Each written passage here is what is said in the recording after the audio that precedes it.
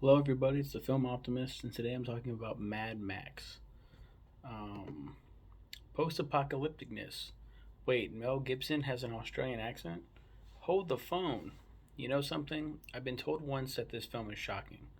Well, it may have shocked a few people back in '79, but this is 2012. It didn't do much for me. It just felt like the movie was trying to find its identity the whole time. I can see why it has a fan base, but I was bored. Not much else I can say about this film. Joanne Samuel has great legs, and Mel Gibson was born a star. I think I meant to say born to be a star. Thanks go to Kim Van Alst, me mother, for the request. My mom then said in the comments, "Asshole, it is an excellent movie. I have lost all faith in you." I said, "Predictable, slow pacing. Sorry, I'm not a fan. But I don't hate you for being a fan, mother. I love you." She's like, "Love you too." Um, yeah, I don't really talk about the story. It's Mad Max Rockatansky is a police officer turned vigilante in a near future Australia in the midst of societal collapse. Fucking wild. I never knew Mel Gibson was Australian until I saw this film. And everyone's like, my mom's like, you didn't know that? It says he's an American actor. Did he did he was he born? He has citizenship in the United States and Ireland. Early life. He was born in Peekskill, New York, of Irish descent. Gibson's paternal grandmother was opera contralto Eva Milot, who was born in Australia to Irish parents. Yeah.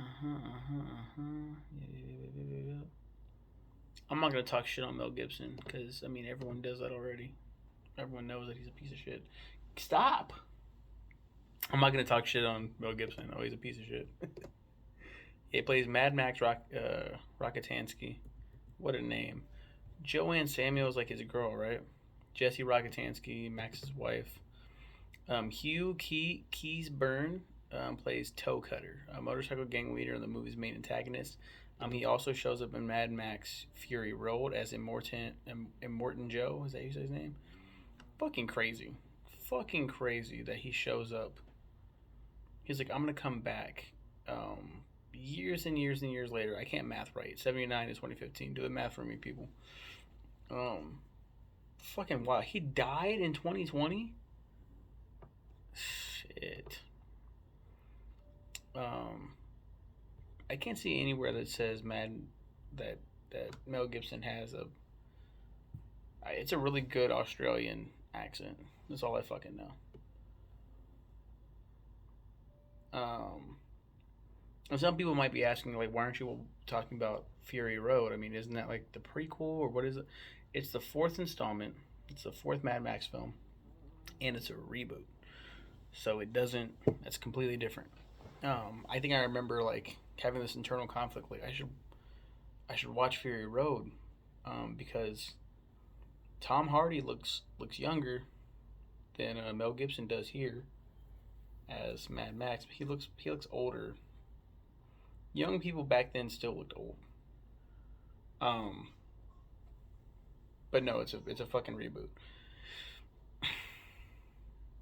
Giving rise to three sequels. So Fury Road, is it a fucking sequel? Is it a reboot? It's a reboot. It's not a fucking sequel. Make up your goddamn mind. I haven't seen Mad Max 2 either or Beyond Thunderdome. I've heard great things about all of them. I think Beyond Thunderdome, people were like, it's ridiculous, but that's what makes it so fun. The post apocalyptic setting, I mean, that's cool and all. My mom, she was like, you want to see something shocking? Watch this film. And I was like, ooh. And I think that's why it ended up just fucking sucking. Like my expectation was too high. You got to remember, I've seen Human Centipede. I've seen a baby's skull crushed. It's ugh, through slamming on a gas pedal. I've seen Cannibal Holocaust, real animals getting killed. This is pre all preceding this. Um, like I even got into the more gross shit that I've watched. I mean that's pretty high bar actually. The other shit that I've seen though, I've seen other things after this that are like way more disgusting. Um, So I mean, I think I did this film a disservice with this review. Predictable. I don't know if I would call it predictable. Toe Cutter, I think, is my favorite part. He is such a great, like, his aesthetic, like how he looks, so fucking dope. I think Mad Max is kind of fucking boring. I think he is kind of boring in this film, at least. I don't know if he gets better in the sequels, but he was fucking boring. The only thing that was cool about him was that he was Australian, mate. Like, that was the only fucking cool thing um, about him. Max Rockatansky? What? That's why, even though this isn't a good review, I'm saying that I'm the film optimist because it's not a bad film at all. Um, it's just the expectation was too high, and it ended up being boring because of that. Oh, the shocking scene! Spoiler alert! Is his uh okay okay. Max takes his wife Jessie and their infant son, referred to only as Sprague, Australian slang for a child, on vacation in a panel van.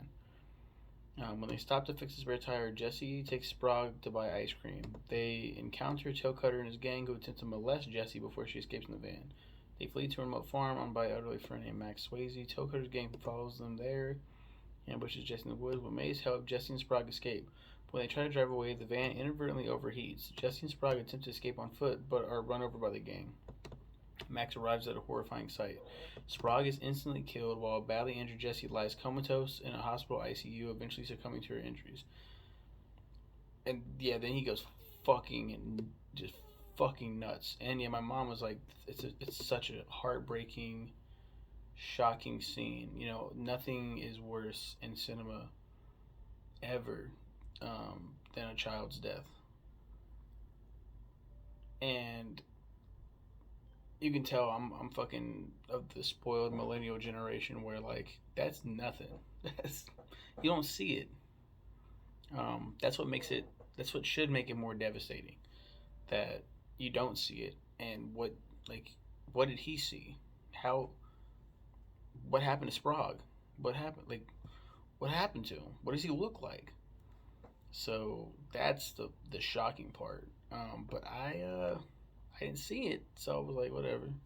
I've seen fucked up shit, so I was like, what? That's shocking.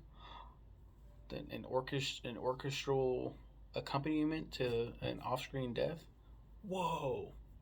Because I'm a dumb piece of shit. um, yeah, that's all. That's about all I got to say about Mad Max. I'll watch the sequels eventually, and I'll watch Fury. I've heard Fury Road is god tier, like such a great film.